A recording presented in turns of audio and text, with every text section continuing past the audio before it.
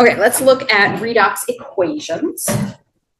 Okay, because oxidation reduction has to do with moving electrons around, and electrons are matter, we have to pay attention to the rules about conservation of matter. That means that we can't have electrons appearing out of nowhere, and we can't have them disappearing. So anytime we oxidize something, we are reducing something else. Remember, oxidation is when something loses electrons. The electrons don't just disappear. They have to glom on to something else and become part of that thing. So that thing is reduced. Okay, so those things always work together. All right, so let's say I have sodium and I put it in water. It should be a demonstration I should do at some point. Putting this in here, we'll get a nice little fizzing ball of metal, and if it's warm enough water, it'll be exothermic enough that it will actually light on fire.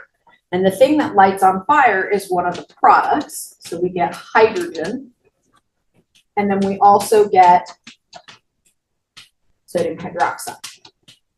Okay, so if I were to balance this equation, is it currently balanced?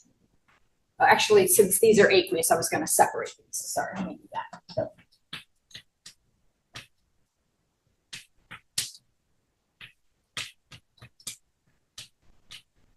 But either way, it's not currently balanced, right?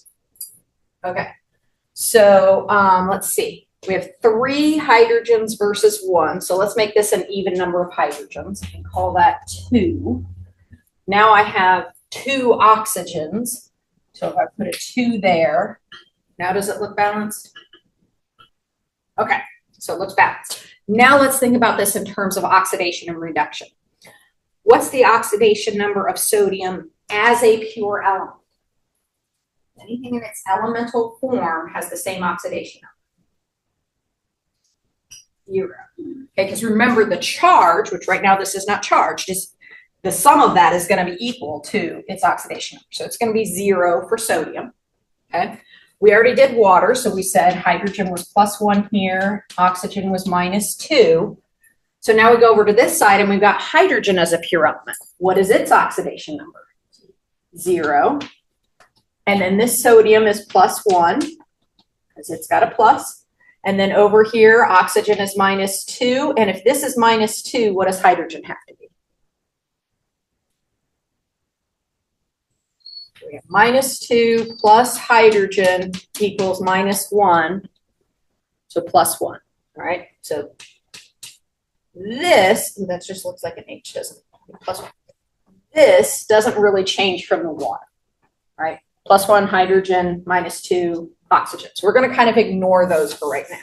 Okay, we're just going to look at this one, the sodium, and this one, the hydrogen. Okay, so let's look at the sodium first. We had sodium going to sodium plus. Was it oxidized or reduced?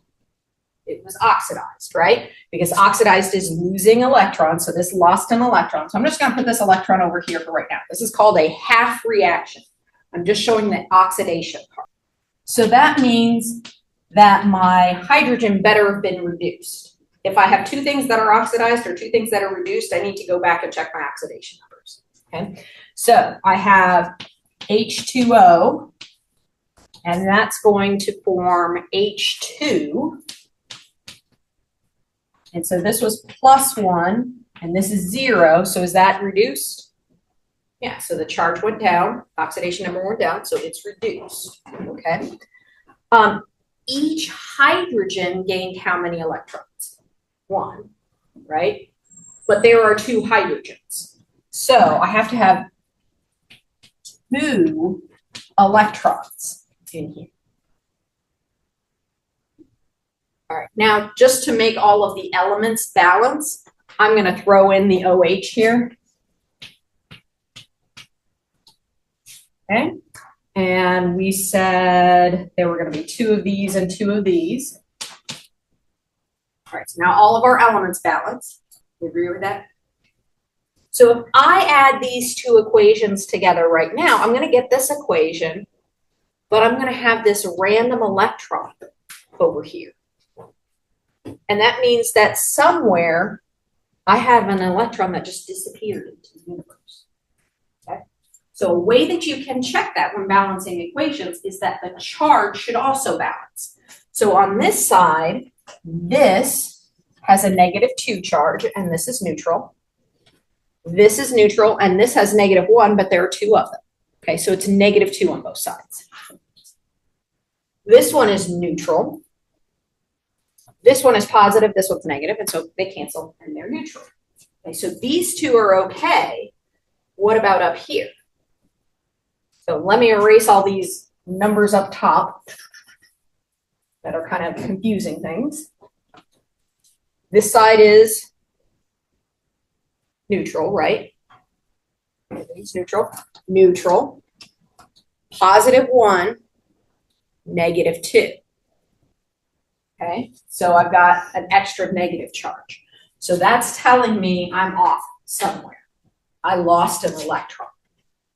So when I have half reactions, what I can do is after I've balanced each half reaction as best I can, I'm going to go and say, let me balance the electrons by multiplying one or sometimes both of the equations. So since this has 2 electrons and this one only has 1, I'm going to take the whole equation and multiply it by 2.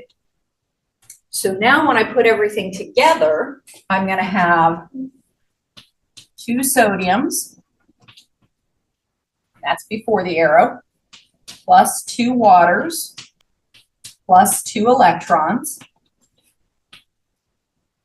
That's all the things that are before the arrow. Now I'm going to go after the arrow. Still have this 2 applying. 2 sodium ions. 1 hydrogen. 2 electrons. And 2 hydroxides. All right, so that's just adding up all of the stuff on each side. And then anytime we add equations together, what we want to do is see if things cancel out on each side. So now, the only thing that cancels out is I have 2 electrons and 2 electrons. Balances. So what that tells me is that if I take the numbers from this equation up here and say I need 2 sodiums to make this reaction go, and then check my charge, neutral and neutral, that's fine, neutral, 2 positives and 2 negatives. Now it cancels out. Okay? So sometimes when we have redox equations, we need to balance using the charge rather than just looking at the elements. It's always good to start with the elements, but balancing with the charge. Sometimes you can do that pretty easily just by looking at the original equation. So if we were looking at this and we could say, oh, I could balance that charge just by changing it to 2 sodiums, that would work. Sometimes it gets a little more complicated, in which case breaking into half reactions might be the way to go. Okay, so go back over here.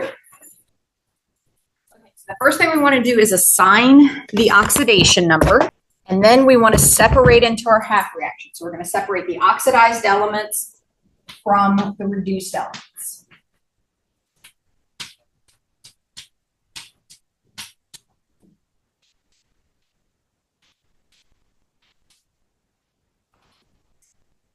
Okay, so we'll have 2 half reactions.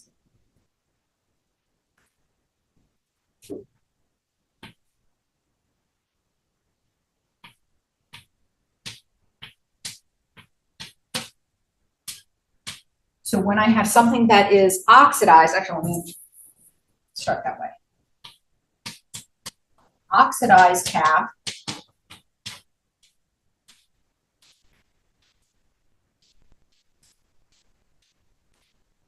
we're going to add electrons to the products. The oxidized, we're losing electrons, so it's leaving that element. And on the reduced half,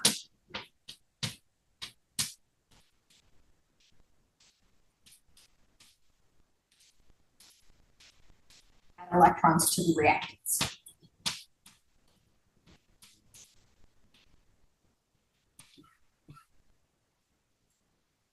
The number of electrons that you add is going to be the difference in the charge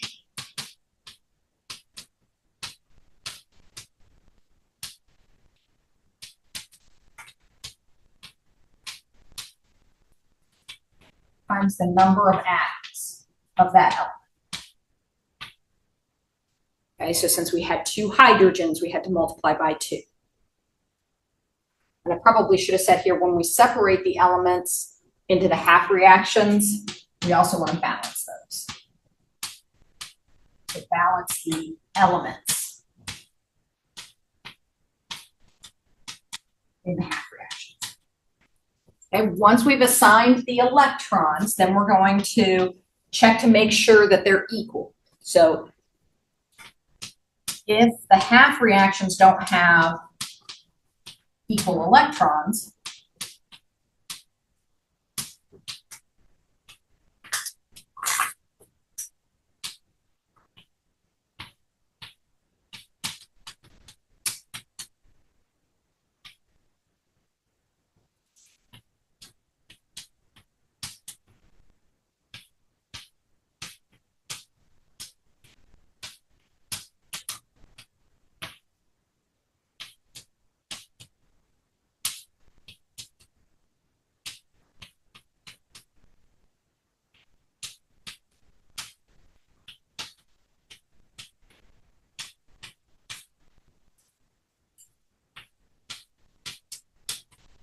then we're going to multiply one or both of those half reactions by some number, by a factor. That factor will be the number of electrons in the other half, okay? Then we're going to add the reactions together. And actually, I'm going to call this number 6. Because number 5 is going to be a if we have a certain scenario. First, let's do an example of this.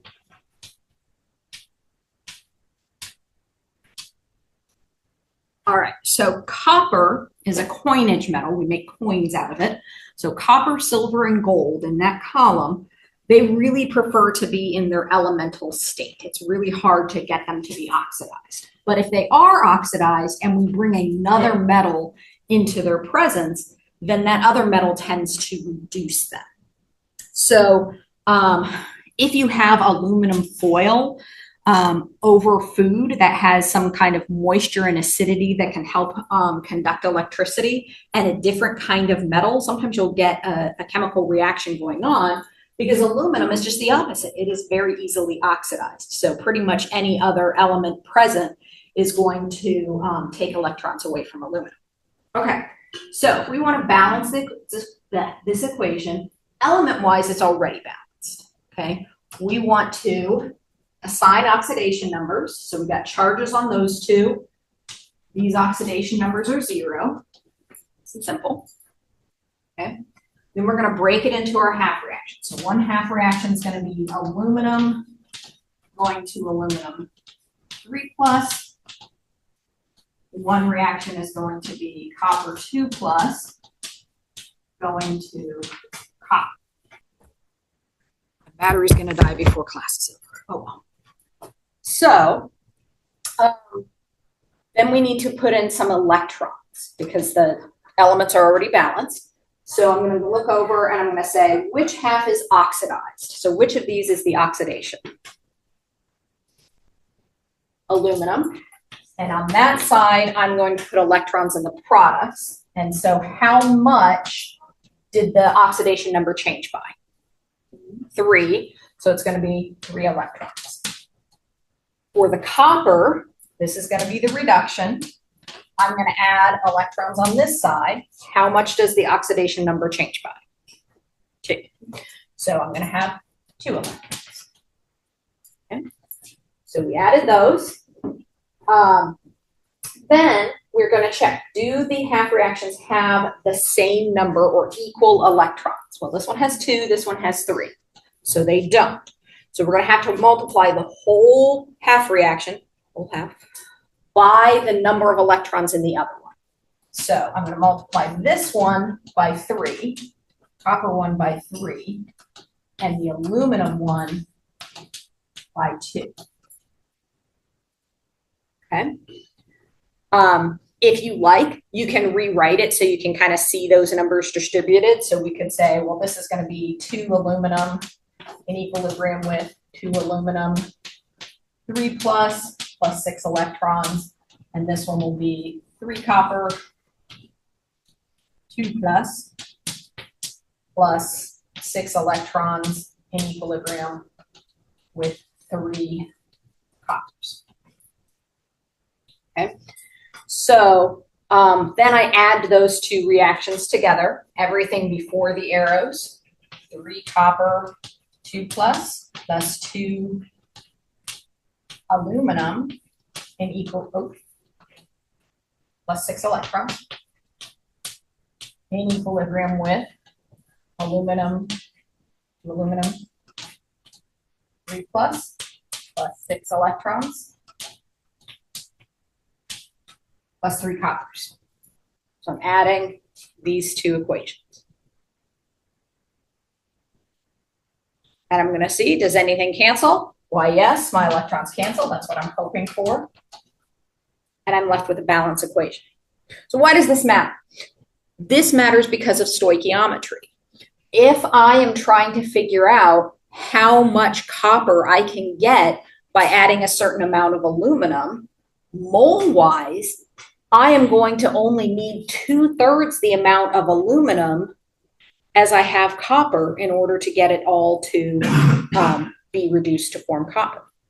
Okay, so that changes how much I need of each element. We're going to use this in lab, those of you that are in lab, in a couple of weeks, where we are going to have permanganate and vanadium.